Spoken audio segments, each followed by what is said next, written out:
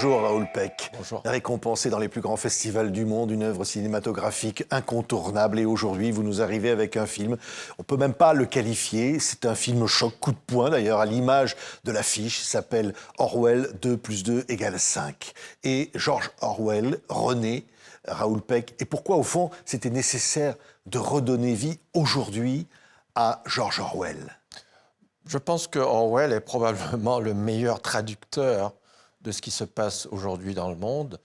C'est lui qui a écrit la boîte à outils complète qui nous permet de déchiffrer ce qui se passe dans même les régimes démocratiques, même dans les capitales européennes et pas seulement américaines. Donc c'est vrai qu'il permet d'avoir des repères, il permet de comprendre, en fait, de mettre des mots sur ce qui est actuellement en train de se passer. Oui, en 1949, il termine 1984, qui va être une de ses œuvres les plus importantes, et vous vous basez là-dessus pour nous raconter au fond le monde d'aujourd'hui, le nouveau film de Raoul Peck.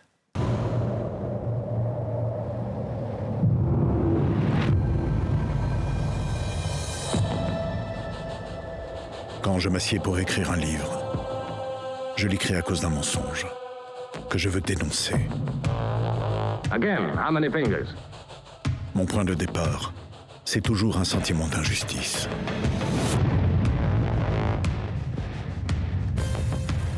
Le concept même de vérité objective est en train de disparaître de ce monde.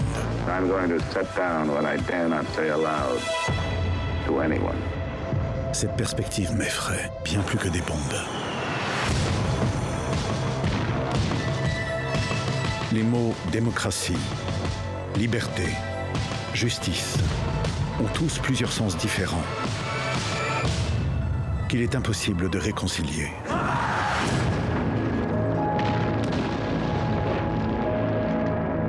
Le langage politique est conçu pour donner au mensonge un air de vérité. Et que le meurtre semble respectable.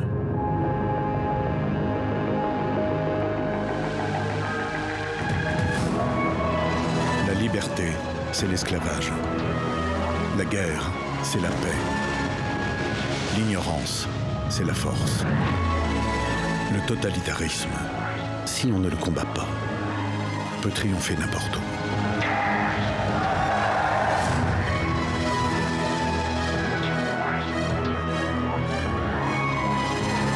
Commencez-vous à voir maintenant quel genre de monde nous créons.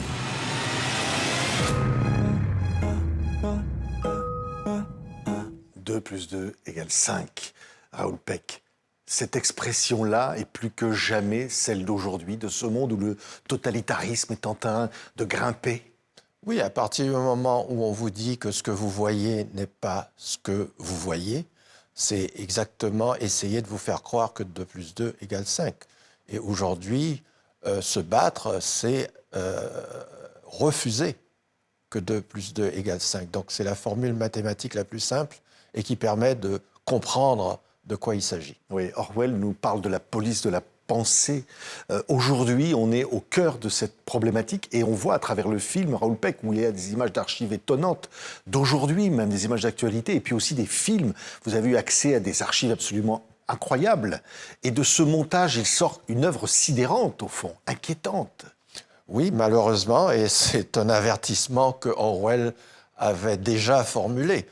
Quand il dit dans 1984, ou plutôt qu'en commentant 1984, il a toujours écrit qu'il s'agissait d'un avertissement, parce que cette déviance démocratique peut également arriver en Europe.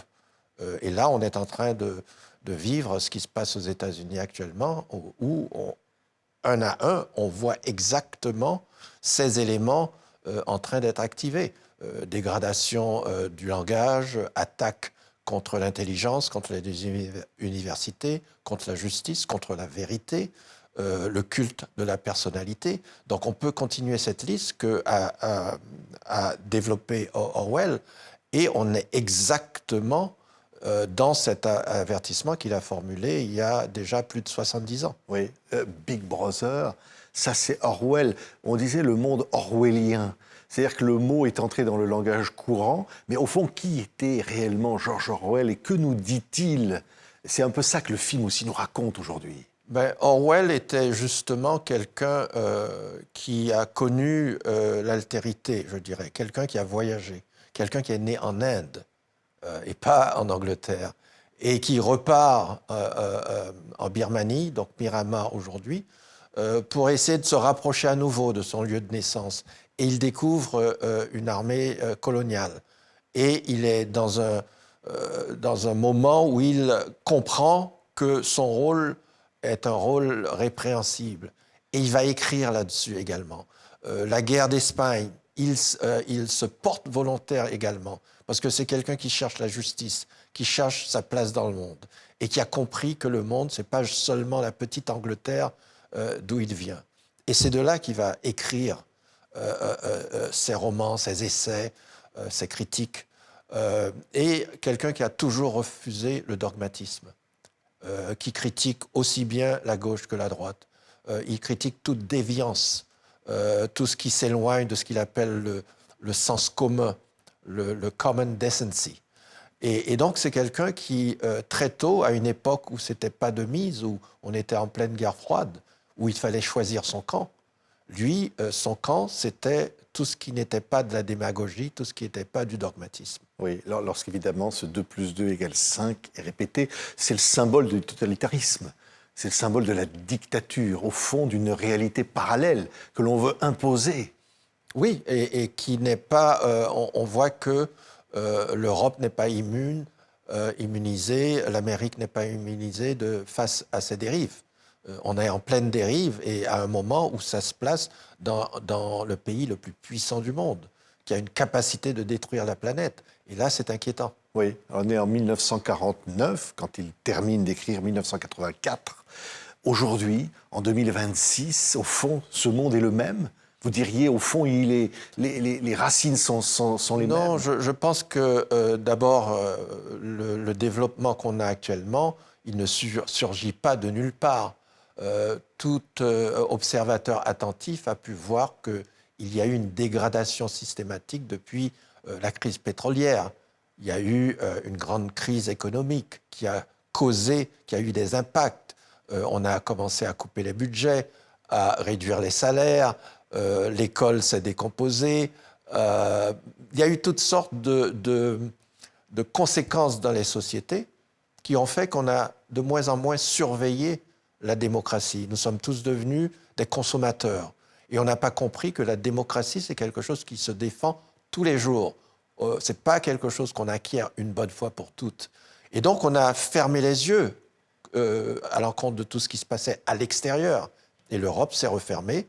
Donc, on ferme les frontières, on envoie les réfugiés retourner chez eux, comme si les développements dans nos pays, dans le tiers-monde, n'ont rien à voir avec ce qui se passe en Europe. Et donc, Orwell nous permet de resituer les repères, de reconnecter les histoires, parce qu'elles sont liées. L'histoire de la France, l'histoire de la Belgique, l'histoire des États-Unis ont à voir avec le Congo, ont à voir avec Haïti, ont à voir avec la Palestine, avec Israël, avec la Russie. Et c'est cette espèce de vision globale qu'on a perdue. Chacun se croit isolé dans sa petite bulle et qu'elle n'a rien à voir avec le reste du monde. Or, la pandémie nous a rappelé que ce n'était pas le cas, oui. Par exemple. Oui, alors c'est vrai, c'est un grand film de cinéma, je le dis, c'est un montage sidérant, parce que le choc comme ça des images et des mots d'Orwell et des films, vous avez eu accès à des documents inédits. Et on a oublié ce que le film fait également, parce qu'une bonne partie des archives qu'on utilise, ce sont les 4 dernières années dans le monde. Et c'est vrai que le spectateur prend ça en pleine face, parce qu'il se rend compte que c'est la simultanéité de ces champs de bataille. Or, quand on suit la presse tous les jours, on a l'impression que, voilà, on a une semaine l'Ukraine, une autre semaine le Yémen, une autre semaine, un jour le Yémen, un autre jour Gaza. Aujourd'hui, on ne parle même presque plus de Gaza. Pareil, le Soudan, pareil, Haïti, qui a disparu totalement de l'actualité, alors que tous les jours, il se passe des choses inacceptables. avec notre puissant voisin du Nord. Le spectateur, il est soudain confronté avec la simultanéité de ces lieux de guerre, de ces lieux de dérive. Et c'est vrai que ça choque et il y a une certaine stupeur face à ça. Oui, alors c'est vrai qu'il y a un caractère visionnaire qui est incroyable chez Orwell.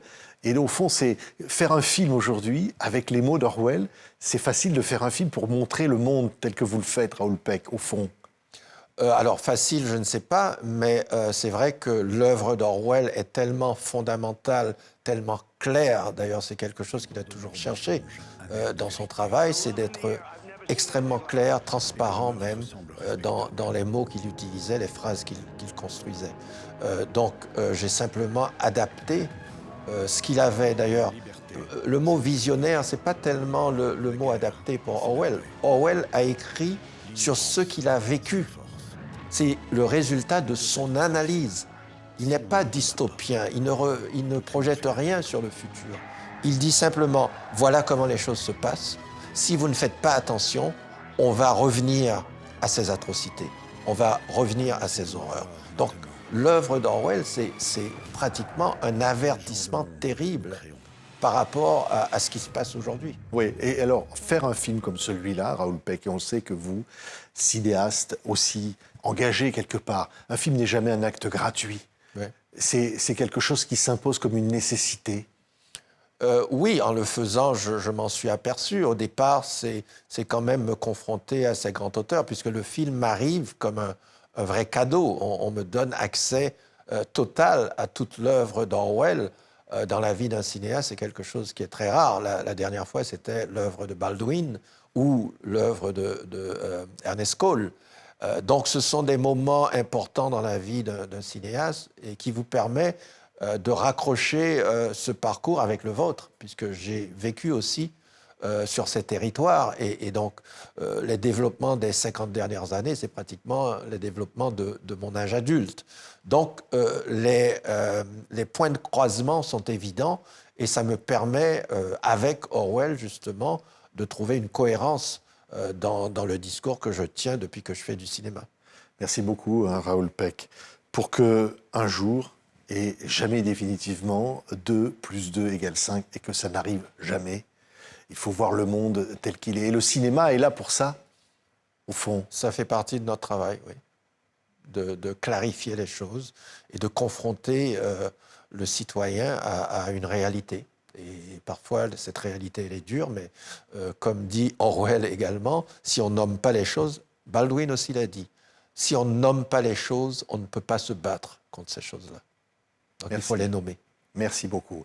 Merci Raoul Peck. 2 + 2 = 5. Orwell au cinéma, c'est un film absolument exceptionnel. Merci d'avoir été avec nous. Merci à vous.